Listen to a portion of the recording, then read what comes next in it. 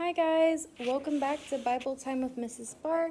I hope you are doing well. We are getting ready to start chapter 7, where we're going to talk about Moses fears God. Your memory verse for this week is Hebrews chapter 10, verses 11 through 12, which I'll go ahead and look up real quick. Hebrews chapter 10, verses 11 through 12.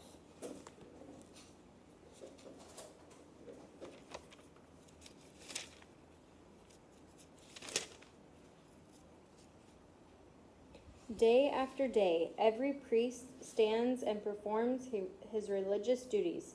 Again and again, he offers the same sacrifice, which can never take away sins.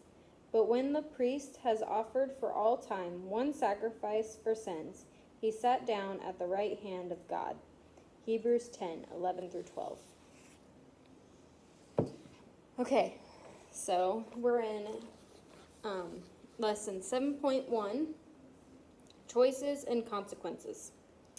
You'll have to forgive me. I recorded this whole entire lesson, and then it didn't come through clearly. You couldn't hear the sound or anything. And there is a lot of reading in this one, so what I'm going to do is I'm going to play the verse on my phone. The verses on my phone. Sorry, this is not something I would normally do, but it's a lot. It's a lot today, so, and I don't want to lose my voice over this. So, we're reading, we're reading in Numbers today, but let me start us off. The children of Israel chose to grumble and complain, even before leaving Egypt, starting with their complaints about the extra work of finding their own straw for making bricks. Now we're going to read Numbers chapter 11, verses 1 through 9. Numbers 11. Now the people complained about their hardships in the hearing of the Lord, and when he heard them, his anger was aroused. Then fire from the Lord burned among them and consumed some of the outskirts of the camp. When the people cried out to Moses, he prayed to the Lord, and the fire died down. So that place was called Taberah, because fire from the Lord had burned among them. The rabble with them began to crave other food. And again the Israelites started wailing and said, "If only we had meat to eat. We remember the fish we ate in Egypt at no cost, also the cucumbers, melons, leeks, onions, and garlic. But now we have lost our appetite. We never see anything but this manna." The manna was like coriander seed and looked like resin. The people went around gathering it, and then ground it in a hand mill or crushed it in a mortar. They cooked it in a pot or made it into loaves, and it tasted like something made with olive oil. When the dew settled on the camp at night, the manna also came down. Moses heard the people of every family wailing at the entrance to their tents. The Lord became exceedingly angry, and Moses was troubled.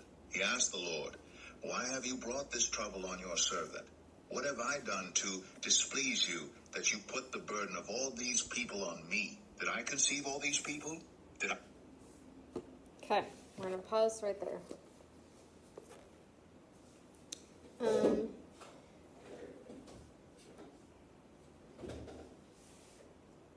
What did the people do? They were complaining again. What did the people continue to complain about? They were tired of manna and wanted meat. What was God's response?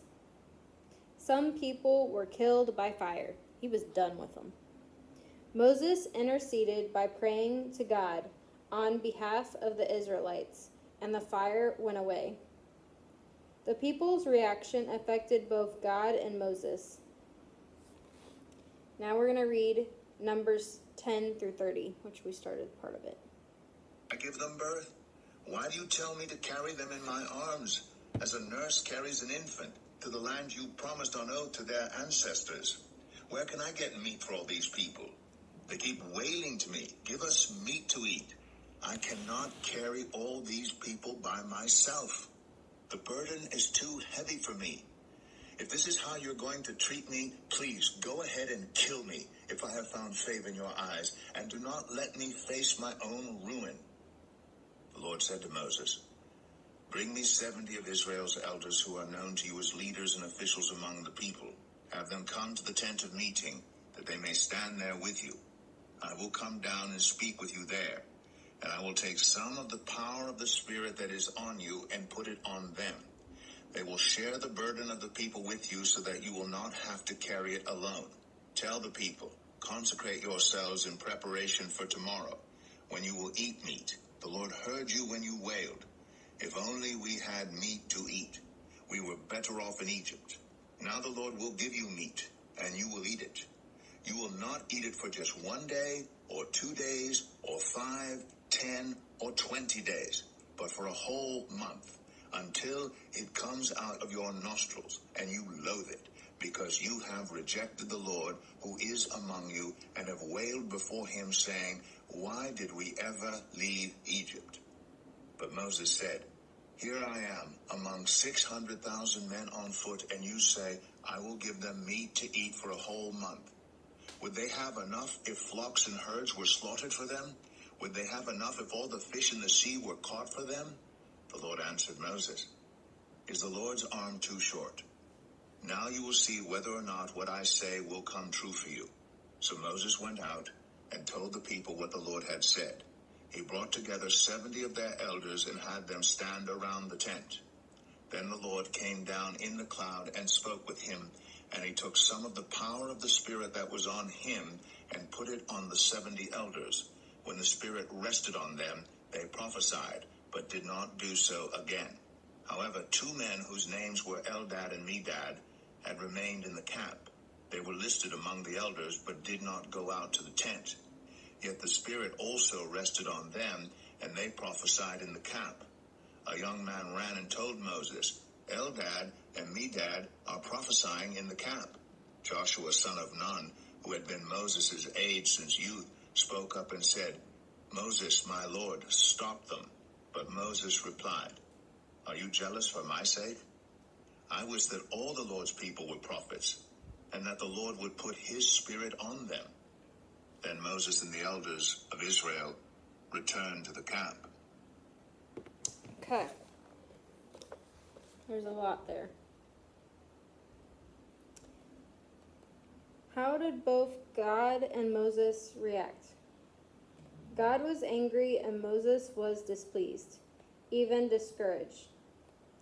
Moses' conversation with God was showed that he had a close, open relationship with God. He was able to tell him what was on his heart. He was able to be frustrated, and God communicated with him and didn't get mad at him for it. Now I'm gonna read Deuteronomy 34:10.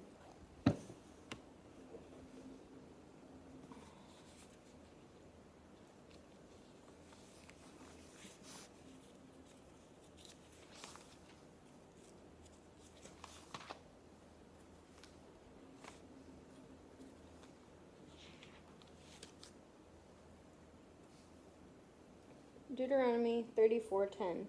Since then, no prophet has risen in Israel like Moses, whom the Lord knew face to face.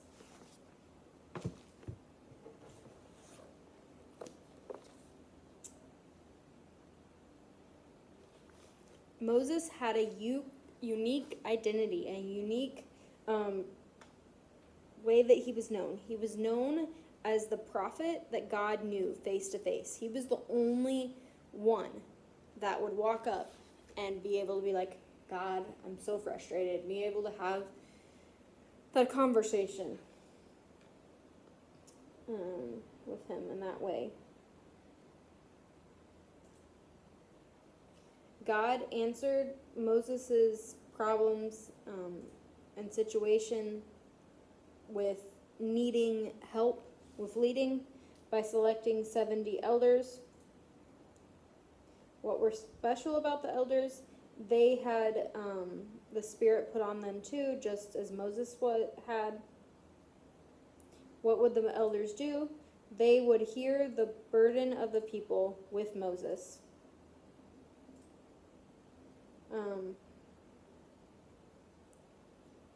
Moses' relationship with God helped him bring along these 70 people to help Moses, who also had a right relationship with God. So the people had a right, these 70 elders had a right relationship with God, Moses had a right relationship with God, and therefore they were able to lead in the way that they were supposed to.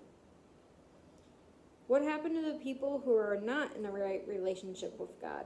They suffered the consequences. Why do these consequences happen? People chose to follow their own ways instead of God's. Now we're going to read Numbers 11:31 through 35.